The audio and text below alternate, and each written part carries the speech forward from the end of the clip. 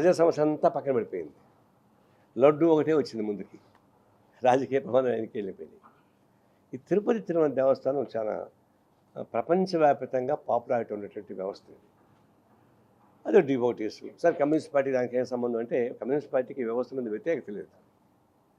మేము నమ్మనంత మాత్రం నా వ్యవస్థ అవుతుందని మేము చెప్పడం లేదు.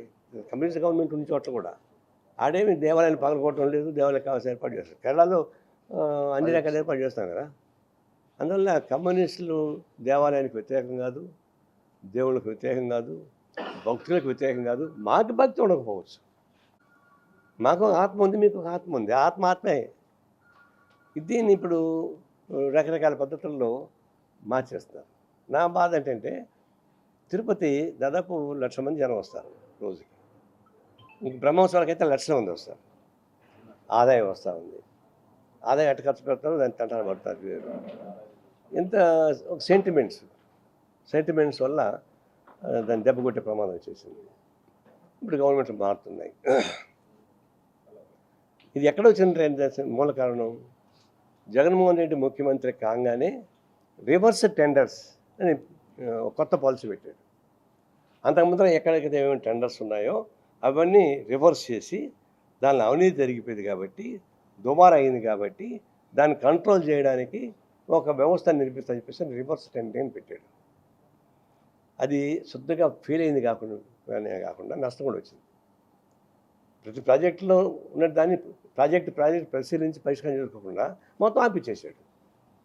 ఇప్పుడు పోలవరం దాదాపు 6 నెలలు సంవత్సరంలో ఆగిపోయింది. ఆ రివర్స్ టెండరింగ్ పెట్టాడు, కాంట్రాక్టర్ మార్చాడు. ఎంత మిగిలిచాడు?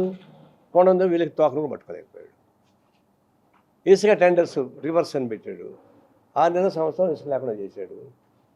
బిల్డింగ్స్ ఆగిపోయినాయి. బిల్డింగ్ వర్కర్స్ అందరూ అయ్యోమని బాధపడిపోయారు. మళ్ళీ తర్వాత ఓపెన్ చేశాడు. ఓపెన్ చేసేయింది, శాండ్ మాఫియా విరిగిపోయింది.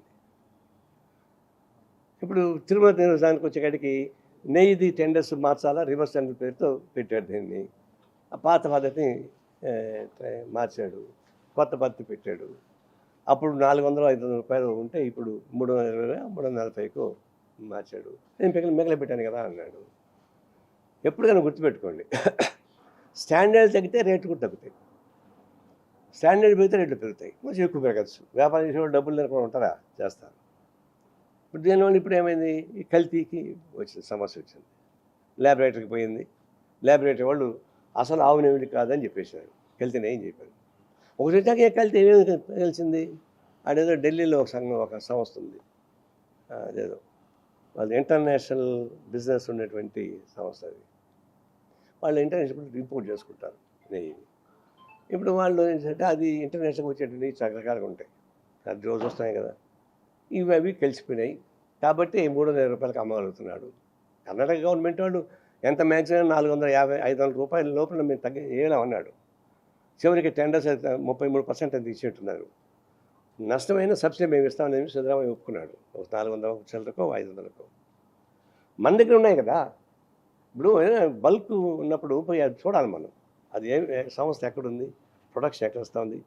ట్రేడర్స్కి ఇవ్వకూడదు. ఏ ఉత్పత్తి చేసేటువంటి సంస్థకి పోవాలా, దాని కెపాసిటీ చూడాలి. అది చూసేది కనపడాల. ట్రేడర్స్కి ఇచ్చేస్తారు. కొత్త జీవులు ఉన్నది ఉన్నాయి. ట్రేడర్స్కి ఇచ్చినాక అనేక రకాల కల్తీలు వస్తుంటాయి. ఆ ప్రాబ్లమ్స్ వచ్చిన మాట వాస్తవమే. ఈ కల్తీలు వచ్చిందని వచ్చారు, ఓపెన్ చేశారు. సరే, దానికని ముఖ్యమంత్రి బయట చెప్పుండొచ్చా, చెప్పకూడదా అంటే ఇదంతా పాలిటిక్స్. ఇవి ఎవడెవడు ఎఫర్ట్స్ ఉన్నా ట్రై చేసుకుంటున్నారు. లోపం దొరికింది కాబట్టి ఛాన్స్ దొరికింది ఆయనకి, ఎక్స్పోజ్ చేశాడు. దానివల్ల భక్తులు దెబ్బతింటారు కదా అంటే, భక్తులు దెబ్బతింటారు కదా చెప్పేసి వాసన ఆపెడతారా? భక్తులు దెబ్బతింటారని చెప్పేసి వాసన ఆపిపెడితే కల్తీ జరుగుతూనే ఉంటుంది. భక్తుల సెంటిమెంట్కి మాకు సంబంధం లేదు. కొంతమంది భక్తుల సెంటిమెంట్ ఉంటుంది, మాకు సంబంధం లేదు. దాని నాణ్యత ఉందా లేదా, ఆరోగ్యం ఉందా లేదా చూసుకోవాలి. ఆ ప్రకారంలో లోపల మాట వాస్తవం.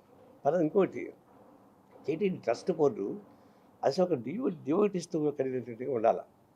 కానీ రాను ఏమైందంటే ఇంకా ప్రభుత్వాలు రాజకీయ నిరుద్యోగులకి, కార్పొరేట్ కంపెనీస్కి ఆ ప్రకారం ట్రస్ట్లో మెంబర్లకు ఇచ్చడం మొదలుపెట్టారు. అది జగన్మోహన్ రెడ్డి వచ్చాక ఇంకొక ముందేసి శాండ్ మాఫియాకి, శాండల్వుడ్ మాఫియాకి మొదలుకు అందరికి ఇచ్చే మొదలుపెట్టారు. ధర్మారెడ్డి ఈవోకి వచ్చిన తర్వాత శాండ్ మాఫియా రెడ్వుడ్ శాండల్ మాఫియాకి ఇద్దరికి ఈయన బంధువులు దగ్గరోళ్ళు. ఈయన చరిత్ర చాలా దరిద్రమైన చరిత్ర, ఆయన పరిపాలన కూడా. ఇవన్నీ పరాకాష్ట అయింది. ఎంత మంచివాడిని పెట్టినా ఆ చెడు దానిలో కూర్చున్నప్పుడు, లేదంటే ఎంత మంచి వ్యవస్థ పెట్టినా చెడు వాడిని కూర్చొని పెట్టినప్పుడు ఇదే సమస్య వస్తుంది. నేను ఒకసారి కమిషన్ చెప్పా, అయ్యా ఉంటే నువ్వు ఐఏఎస్ ఆఫీసర్గానే ఉండు, లేదంటే రాజకీయ డ్రెస్ వేసుకొని మాతో పాటు తిరుగు జెండా పట్టుకొని 2 2 in 1 ఎట్ అవుతావా నువ్వు అని.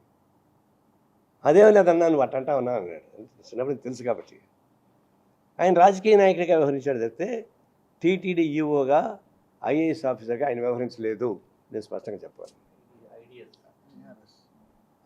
అది ఐఆర్ఎస్ ఐఏఎస్ అన్న దగ్గరే కదా.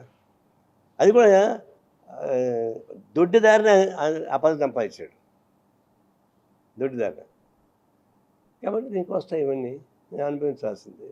ఇప్పుడు నేను చెప్పిన ఏంటంటే, దీనిపైన చాలామంది పౌరవేత్తలు ఊరికం చేస్తున్నారు, చాలామంది దిశ ఏదో దోపు వాగ్దాన్ని అయితే పెడుతున్నారు. ఎందుకే మీకు ఓవర్ యాక్షన్? ఏ గవర్నమెంట్ వస్తే ఆ గవర్నమెంట్ ప్రకారం చకాకా పట్టేది పౌరవేత్తల విషయం కాకూడదు. మీరు పూజలు చేసుకునేవాళ్ళు, మేము రాజకీయాలు చేసుకునేవాళ్ళం. మీకెందుకు ఇదంతా? అంటే మీకు హక్కులు ఉన్నాయి, పౌర హక్కులు ఉన్నాయి. పౌర హక్కులు ఉన్నంత మాత్రాన ఇట్లాంటి సెంటిమెంట్స్ని అడ్డం పెట్టుకొని ప్రభుత్వాలు మారినప్పుడు వాళ్ళకి అనుకూలంగా భజన చేసి ఇబ్బంది ఉంటే నువ్వు దేవుడికి భజన చేసుకోవా, రాజకీయ నాయకుడికి భజన చేస్తావు గొడవ. దేవుడికి భజన చేస్తే మేము కూడా దండం పెడతాం, నీకు రాజకీయ నాయకులు భజన చేసి మేము దండం పెడతాం. అందువల్ల ఒక విధమైన పద్ధతిలో ఇది వస్తుంది. ఇప్పటికైనా నా ఉద్దేశంలో ఇది ఎన్క్వైరీ కమిటీ వేశారు, ఏం జరుగుతుంది జరగనేయండి. ఇది ఆల్ ఇండియా ఇష్యూ. అది మరి బీజేపీ గవర్నమెంట్ ఏమంటుంది మనకు తెలియదు. ఇది డబ్బులించిన కాబట్టి వాళ్ళు ఏమనరు, కాపాడుకుంటారు. అదే ఇంకొక పార్టీగా అధికారులు ఉండి ఈ పార్టీకి ఎగురు దూకేవాడు, విశ్వ హిందూ పరిషత్తులు దూకేవాళ్ళు, ఏమో చేసేవాళ్ళు. విశ్వ పరిషత్ ఇప్పుడు దూకేర్లే, ఇప్పుడు దీన్ని ఉపయోగించుకుంటారు. ఈ సమస్యని ఆర్ఎస్ఎస్ వాళ్ళు వాళ్ళ పొప్పం కోసం ప్రయత్నించే క్రమానికి స్టార్ట్ చేశారు. డైవర్ట్ అయిపోయింది, ఈ ఇష్యూ డైవర్ట్ అయిపోయింది. ఎవడనే మెయినండి, ఇది ఒక బిల్కులో జరుగుతుంది. దీన్ని ఆర్ఎస్ఎస్ వాళ్ళు దీన్ని ఉపయోగించి ప్రయత్నిస్తున్నారు. ఇది ఒక డేంజర్. ఇది ఇప్పటికి ఇవన్నీ ఆపేయండి. ఏదో ఎంక్వైరీ కమిటీ వేశారు, ఎంక్వైరీ రిజల్ట్ రానియండి, దాన్ని బట్టి వదిలేయండి. ఇంక దీని బట్టి వీధుల్లో ఈ లడ్ల వ్యవహారం ఎవ్వరు చేసుకొచ్చినా కూడా మేము ఖండిస్తాం. అయిపోయింది. ఎందుకు దేవుణ్ణి నమ్మేస్తారు? దేవుణ్ణి నమ్ముకునేవాళ్ళు నమ్ముతున్నారు, దేవుణ్ణి నమ్మినవాళ్ళు నమ్ముతున్నారు. దేవుణ్ణి అమ్ముకునేవాళ్ళు కొంతమంది, నమ్ముకునేవాళ్ళు కొంతమంది. అమ్ముకునేవాళ్ళు ఇదంతా చేస్తున్నారు, నమ్ముకునే వాళ్ళ యొక్క మనం వచ్చి దెబ్బ కొడుతున్నారు. కాబట్టి ఇవి ఆపేయమని చెప్పి కోరుతా ఉన్నాం.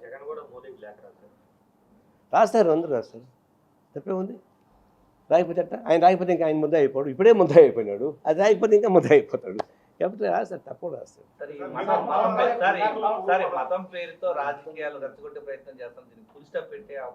అదే చెప్తున్నా, దాన్ని ఫుల్ స్టాప్ పెట్టాలని. ఫుల్ స్టాప్ పెట్టాలంటే అర్థం